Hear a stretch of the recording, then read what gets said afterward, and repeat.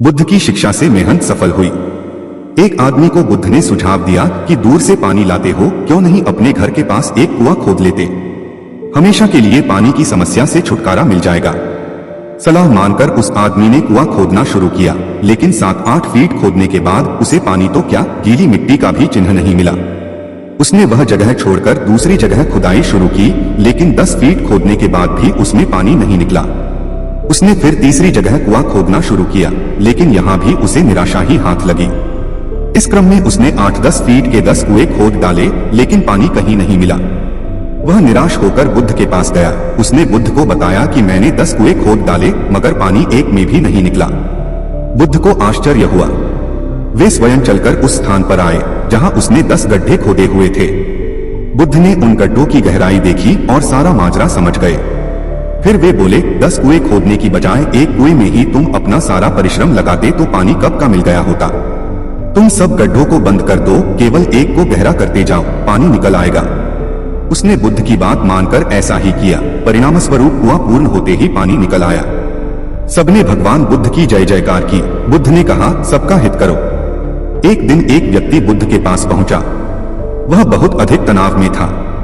अनेक प्रश्न उसके दिमाग में घूम घूम कर उसे परेशान कर रहे थे, जैसे आत्मा क्या है, आदमी मृत्यु के बाद कहा जाता है, सृष्टि का निर्माता कौन है, स्वर्गनरक की अवधारणा कहां तक सच है और ईश्वर है या नहीं।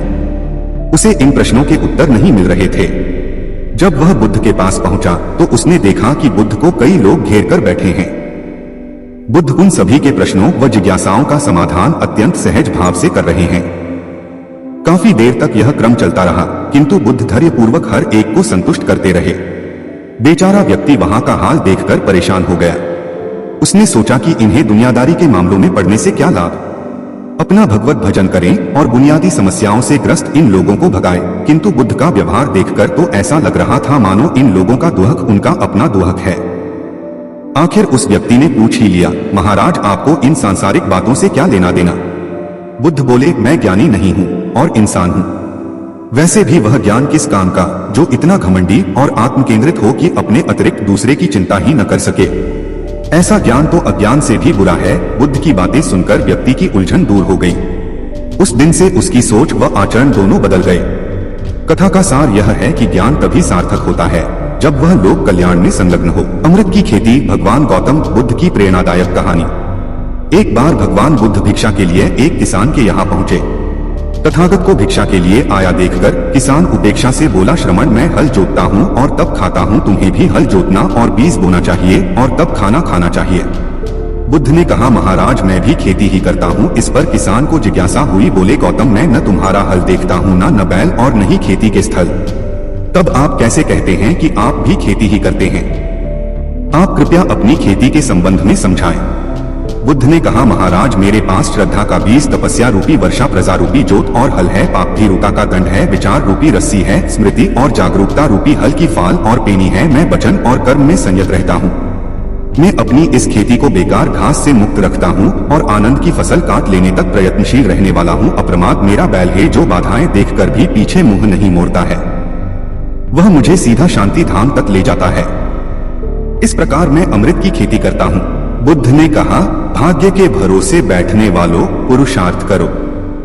जीवन में भूभाग्य का महत्व है, लेकिन भाग्य के भरोसे बैठकर अपने अमूल्य समय को बर्बाद मत करो, क्योंकि पुरुषार्थ करने से तो भाग्य की रेखाएं बदल जाती हैं। भाग्य क्या है? आज किया गया कर्म ही तुम्हारा भाग्य बनता है। कर्म के द्वारा जो बीज बोओगे फसल भी उसी की मिलेगी। जैसा कर्म तुम आज करोगे वैसा ही तुम्हारा भविष्य होगा। सौभाग्य और दुर्भाग्य तुम्हारे ही हाथ में है।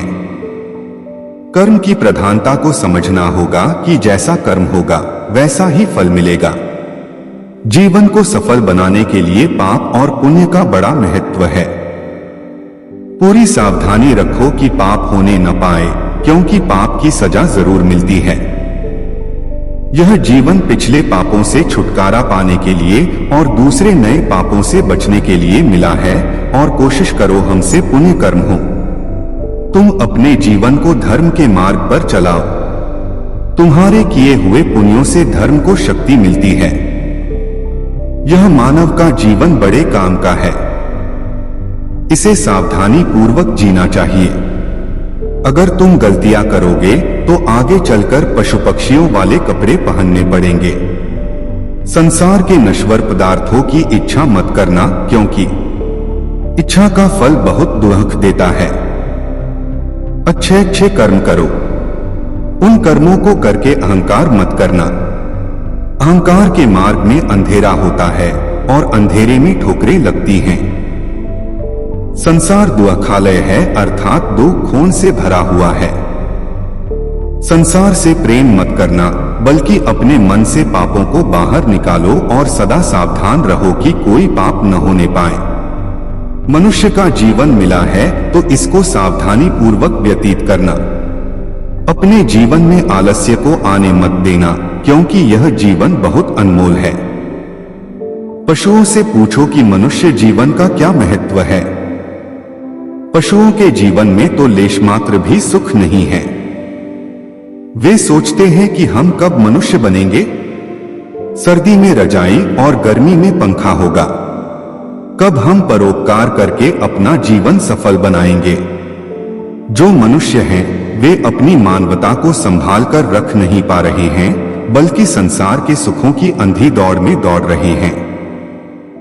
वे नहीं जान पा रहे हैं कि हमारी मृत्यु हमारे पीछे पीछे आ रही है। मानव जीवन पाया है, बहुत अच्छी बात है।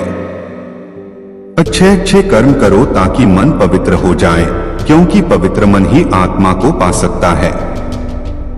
अपने मन को शरीर में ही फंसाकर मत रखो, क्योंकि शरीर आज है, कल रहेगा या नहीं यह किसी को भी मालूम नहीं है। शरीर आज नहीं तो कल मिटेगा, किंतु आत्मा सदा अमर है। शरीर को आयु कुछ वर्षों की है, परंतु आत्मा अनंत है। वह तीनों कालों में है। आत्मा पहले भी था, अब भी है और बाद में भी रहेगा। वह शाश्वत है, सनातन है, सूक्ष्म से भी सूक्ष्म है। संसार की सारी शक्तियां उसी से सत्ता पाती हैं। तुम मनुष्य बने हो। विचार करो कि तुम कौन हो। जब तक यह समझ में नहीं आएगा कि तुम कौन हो, तब तक तुम भटकते रहोगे। जब तक तुम अपनी भूल में सुधार नहीं करोगे, तब तक तुम शांति को प्राप्त नहीं कर सकते। शांति को पाना है तो मन को पवित्र करके आत्मा का अनुभव कर लो। आत्मा में ही अनंत विश्राम है।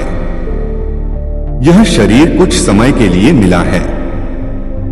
वास्तव में तुम आत्मा हो। तुम्हारा शरीर जिससे शक्ति पा रहा है वह आत्मा ही है, और वही आत्मा तुम्हारे शरीर में मौजूद है। आत्मा को जानना, आत्मा को समझना, आत्मा को पाना, आत्मा का अनुभव करना और आत्मा का साक्षात्कार करना, यह सब मनुष्य शरीर के द्वारा ही संभव है। बस तुम सावधान हो जाओ कि मन में कोई गलत विचार आने न पाए। पहले मन में गलत विचार आता है, फिर वह विचार बलवान होने पर गलत कर्म करवा देता है। गलत कर्म का मतलब है पाप का जन्म हो जाना। बुद्ध ने कहा कि तुम्हारे जीवन के साथ साथ काल भी दौड़ रहा है। बचपन और यौवन कब निकल जाएंगे पता भी नहीं चलेगा। शरीर भी अनेक रोगों से घिरा रहता है। इस शरीर की शारीरिक और मानसिक दोनों प्रकार के रोगों से रक्षा करनी पड़ती है। रोग और भोग दोनों शरीर को निर्बल करते रहते हैं।